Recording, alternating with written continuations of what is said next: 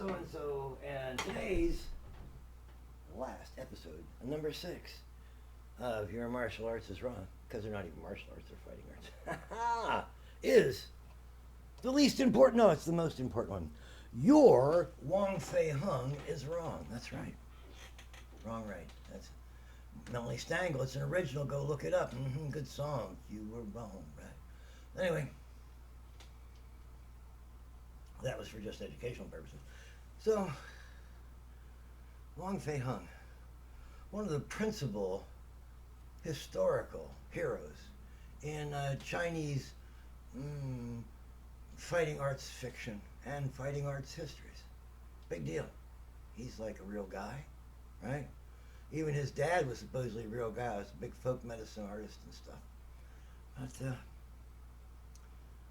But Fei-hung was, well, he was a little bit the rebel, of course, and he did a lot of fighting, which is good for him, I guess, because he became an ace fighter, one of the greatest fighters that China's ever known, of course. And he did a lot of crazy stuff, which is mostly apocryphal. In other words, which mostly is just stories people tell because it's fun.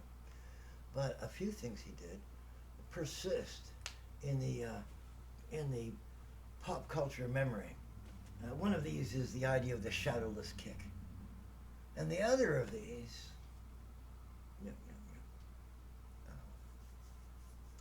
is the idea that he was almost invulnerable, almost immortal, immune to pain.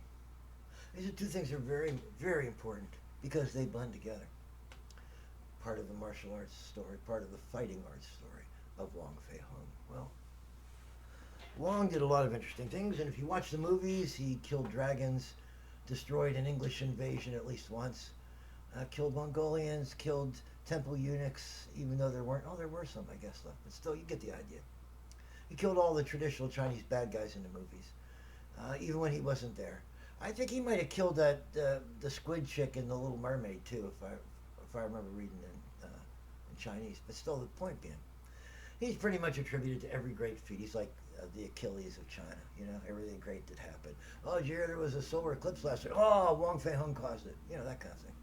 And an accumulated story, an aggregated legend. But there are a couple of things I think are worth talking about. One is, how could you have a shadowless kick or a shadowless punch? And that's pretty easy because I saw one. Yeah. And you didn't? I bet you did, but you didn't know what it was. When I was studying Shorin, I was taught to throw a punch. It's going to be hard for me to do any of this because my hands are really ruined. But I was taught to throw a punch. It was called a riken. And the riken, you get at your hip with a fist tightly curled, of course, and one finger crunched in the thumb. And then you would come forward and you would swing it around like this, right? And strike the target with a flat fist. That's a good idea. So your whole body, well, really this much of your body. This is a different thing. But this much of your body was all one line, using your shoulder girdle to transmit all the force from your body's movement forward. So your fist was really your force transmitter. Kind of like a penetrator for, like the tip of a much larger bullet. So we were taught to follow through. So when you followed through, you did that, and then you were ready to throw the next one. So you'd follow through. You would go with not full extent. You notice I'm not hyperextending my elbow, but you would go to the hard hit, drive your weight into it, right, and then bring the next one in, and you could fight and bring back, but the basic art, as I was taught in kata especially, right, wham, wham, wham. You can throw them fast, but that's the concept. All right, well, I practiced with a fist for many years and was terrible at them. Yeah, I'm pretty bad at all the fighting arts because I'm not made to be a fighter. I'm made to be a wizard. Did anybody not get that memo? Yeah. And a lot of guys that are made to be martial artists aren't. They think they're something else now, but they really should be fighting artists or generals, martial artists. So the point being, the Wong Fei-hung is known for the shadowless kick. Well, I watched a person throw a shadowless punch. I just showed you the idea of it first. I was taught to follow through. Wham! You follow through. I'm striking the opponent about here, and the rest of it is drive-through, or the rest of it is drive-through. Honest. That's what I was taught. And when I threw a punch for power, that's how I throw it. I throw it. My power is when I still think I'm throwing the punch. Right about here is where I hit for power. And then that's how far the punch is going. And that's follow through. You'd know that from anything: tennis, kicking, football. That's a follow through. But Wong Fei-hung in the Shadowless punch is not a punch delivered in the Shaolin or the Shorin-ryu or the Ishin-ryu fashion. Instead, it's a punch whack that goes out like a whip, crack, and comes back. And it throws considerable force behind it. And if you're strong, you got big shoulders, big arms, and you got the idea of it, boom, and you can move part of your body. Short, you give it the 1-inch punch move, right? But you're throwing pow, a power punch right in the center of somebody, and then withdrawing it immediately. Boom, boom. Notice my hands aren't clenched. I can't do that. But the idea being, boom, that you are not leaving the punch there for the follow through. Good and bad in that. You don't deliver as much power per punch. A punch doesn't take you nearly as long, and your hand isn't out in the middle of the air where someone can cut it off. Nice balance, don't you think? And if you're a big, strong man who is extremely well trained and can throw his weight around very well, like a certain Western style guy who's got big, heavy shoulders, a lot of muscle, but he's very light when he moves. Why, you can use that instead of those big, straight, here it comes, follow-through punches that I was taught in Shorin-ryu, which are elementary punches, I agree. I'm not talking about advanced stuff. I'm just showing you what I know versus what I've seen. I don't want to go on to things I don't know. So, that's a shadowless punch. Boom! Instead of hum. See the difference? And there's a difference in the force you throw, how long it takes to connect, what you're doing while you're out there, what your body is going to do next, because a fighting art isn't just, hey, let's throw something and see what happens. If you do that, you'll be doing that a long time, or you'll be beaten. Because the other guy will be, you'll be doing this.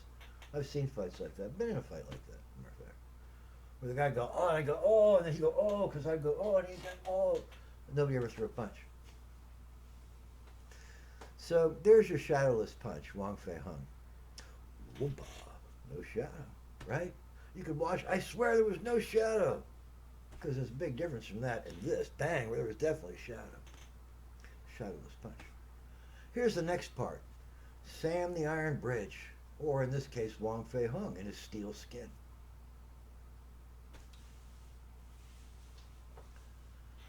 I don't want to burst the Kung Fu bubble, but Wong Fei-hung and many, many, many other men that were considered to be experts at the fighting arts was an opium addict.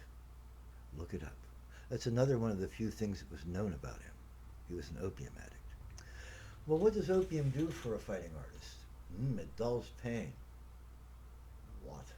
Wait, I've been hitting things with my fist for 25 years. They hurt all the time. And you're going to take away the pain? Oh, see what I mean? So, that was the other side of that. Drunken style? There were fighting artists and good fighting artists that stayed drunk all the time. Not because it made them better fighters, but because alcohol is analgesic. That's right. And so they made a virtue out of misery and developed drunken style, right? It's easy to weave. It's easy to bob. And then when you're sober, if you can do that, you're the man. But you really have to be flexible for that. And as you get old, it's hard to be that flexible. Not impossible, but difficult. So let's go to Wong Fei-hung and his iron skin. Opium, baby. He was on high-level, happy, high painkillers. And not only that, I mean, Vikes are nice. Everybody gets off on a Vike, you know what I mean? But even better is the buzz from opium. I mean, hey, pipe dreams. That phrase comes from the opium dens. Or you'd smoke some opium and you like drift off. Oh, she had a dream about the king of Sweden. He gave her things that she'd been needing. That's Cab Calloway writing about kicking the gong around, which was a current euphemism for smoking opium. How about that? Pipe dreams. So if you had a stoned, a drunk, or a pain inert fighting arts master, holy crap, pardon my language, pardon my juxtaposition of opposites, but still, come now, that's pretty dangerous. Now, Wong Fei-hung and anyone else is going to give up something for it. You can be pretty high on opium and still be able to function. That's a nice thing about it. Too much, and you won't be able to function. But just right, and you could do most of what you do, look a little more fluid. Maybe not sloppy, but more like the effect is the important thing and not the art of the motion is the effect you would get from it. In other words, I still get there, I still break the board, but it's a little sloppy, slapdash, in a hurry, not in a hurry, different from the usual, crisp, connected, harsh, right? And that is a form of drunken style. The advantage you get, of course, is that your hurts and your aches and all your fevers and your crushed joints and everything happened to you, temporarily gone, in abatement. You know you'll feel them again. But right now, you can't function, right? And if you're good enough at what you do, the degradation of your ability, which will happen, both in the short term and the long term, will not seem so great to others. You will certainly still be able to fight far above your level for age and weight, maybe farther than far above it because of your immunity to pain and your ability to take motions that would otherwise cause your muscles to seize up or your joints to come on. So there's Wong Fei-hung.